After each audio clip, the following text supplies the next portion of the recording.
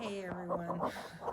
All right, so it's Thursday, October the 7th, and I finished my devotional, and I'm uploading it now to Michelle Wilkerson blog, and I did the Bible reading, which was on Acts chapter 3, and the focus points, and I did that one on Sweet Home Heaven, and then now I'm going to read you guys a short biography of Denver Moore, from burdens to blessings.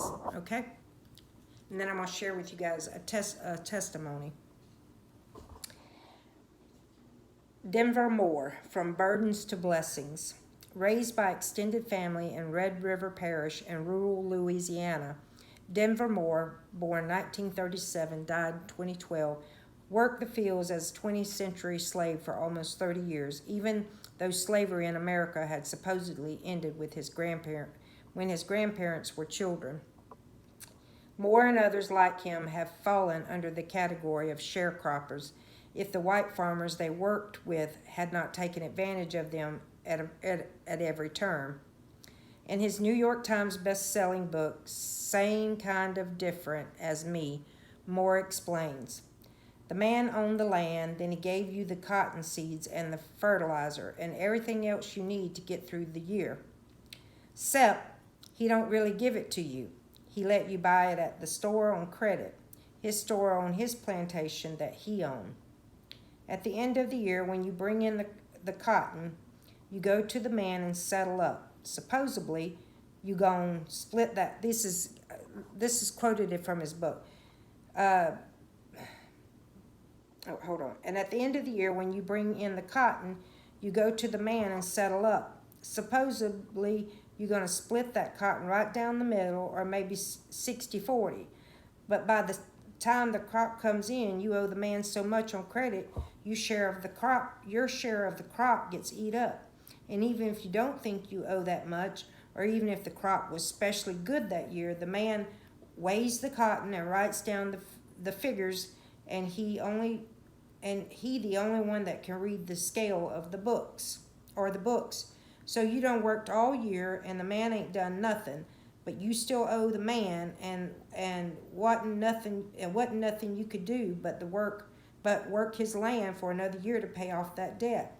What it came down to was the man didn't just own the land, he owned you. So as a teenager, Moore once fixed a flat tire for a white woman. This selfless act was rewarded by cruelty when 3 white boys happened to cross them.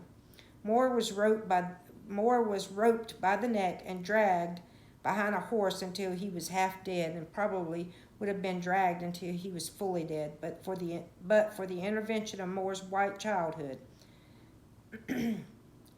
friend. And as an adult, Moore hopped on a train that took him to Fort Worth, Texas, where he quickly ended up sleeping on the streets. He moved on to Los Angeles, then back to Louisiana. After doing prison time for armed robbery, he returned to Fort Worth again to live the life of the homeless. Understandably, Moore was suspicious of white people, and it had been decades before he'd even spoke to a white woman. But in 1998, he met a woman he called Miss Debbie, a volunteer with her husband, Ron, at the Union Gospel Mission. In the 25 years Moore had spent on the streets, Debbie was the first person to ask for his name. Ron pursued a friendship with the quiet, wary man, and Moore gradually became a member of their family. Debbie Hall died 2 years later, but not before urging her husband to press on in his friendship with Moore. The former slave in turn pledged to carry on Debbie's work on behalf of the homeless. Within one day of Moore's speech at her memorial service, $350,000 were donated toward a new building for the Union Gospel Mission. Millions more were given over the next few years. After Debbie's death, Denver Moore and Ron Hall authored Same Kind of Different as Me, to tell the hardships each had faced and the unique bond these hardships have formed between them, leading them into an unexpected new way of life. They lectured together across the nation and were welcomed to a white House luncheon in 2008. Wherever Moore spoke, he requested a simple introduction. Tell him I'm a nobody that is trying to tell everybody about somebody that can save anybody. Amen. Better than most, Moore understood Joseph's words as he reflected on his life, begun in suffering marked by cruelty and redeemed by the Lord. You meant evil against me, but God meant it for good. Genesis 50:20. Guys, I don't know about you guys, but this biography of this man, and then this man that took him in and kind of like as a mentor, and they end up writing a book, same kind of different as me, to tell the hardships of people who had went through the era of the slavery, and how that even though it was deemed unlawful, there were still people who had lots of money. Let's call them the elites. Let's be honest. They made it to the point that that's your land, but I give you the seed, and God gives the water, and when it was time to reap for the harvest, you couldn't argue with the owner, and so it became less like being a sharecropper and more like being a slave. And so in modern day life right now, I often reflect on this, and that is, and I've told y'all in another video, that is, we live in times where it's now, I want it now, and me. And we've lost we've lost what God intended for the family structure. He intended, that father and mother be present to raise their children. That's the first way he began. He has destroyed the family unit. A mother and father raising their children is better than anyone. And then because we are living in such a materialistic society, we buy something and pay for it later, and that comes with its risk and consequences. And what that means is, if it's sooner or later you become a slave to money, and that's not the way God intended it. And so just like me, I did the exact same thing, but I can honestly say, my walk, since I've been walking with the Lord, I've not had so many situations where I had to pay back something. Now I do right now. I've got to make a car payment, and got to pay to live. I'm not talking about that. I'm talking about things and stuff. And if I were to give any advice to anyone, sure, be wise, be smart, have some water stocked up, but the last hurricane me and my daughter went through, Hurricane Sally here. I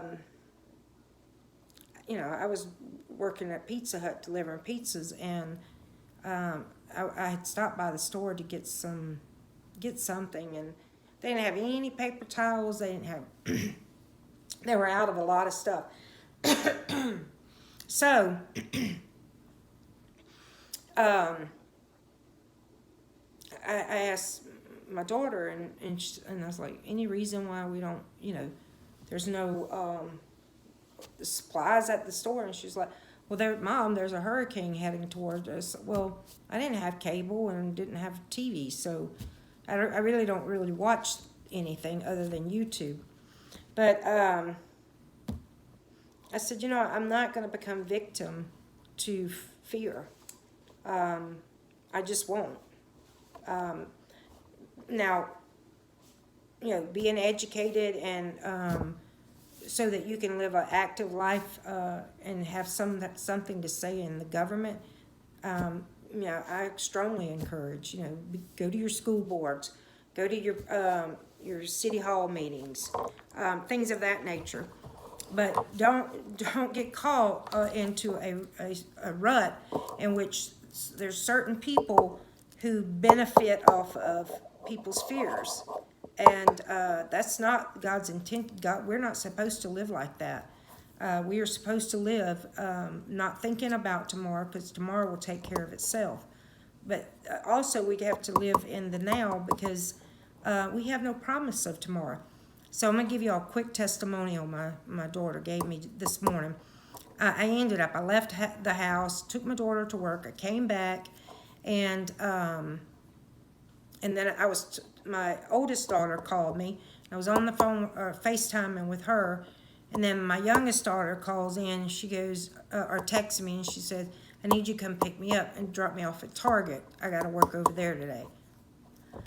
Okay, so I was grabbing my stuff and, headed out, and I was still talking with Amber, and we got to talking about, they're the ones that moved to Savannah, Georgia. And, we got to talking about a few things, and her photography, and, and they were headed to a Christian school that her and Chris, her husband, decided they're going to send Jameson to. And she'll get like 50% off of the tuition, and they have legal aid also that'll help pay for some of the tuition. So she's going to work in the nursery in childcare, because she used to work in a nursery at the other church that they went to in Gulf Breeze. Anyway, so daycare and childcare is, that's been what she's done, for the most part while she's worked, other than her side little job of photography, and and God will bless it if that's His will. But and so she's going to go to work at the school, so she gets a half off of the tuition, and therefore they don't have to send Jameson, my youngest, their oldest, my grandson, they don't have to send him to public school. And she, even if she did homeschooling, something would have to give, because she has Lorelai, my granddaughter, and so she was telling us, that's why she's going back to work. But she was telling me, they moved to where they moved in Georgia, and her husband is he has a career, or has a degree in music. So I think it's like the music minister or something like that. And my daughter sings along with him, but right now she's just kind of taking a break. But she said when they just moved to, it's only been a month, not quite a month since they moved to Savannah.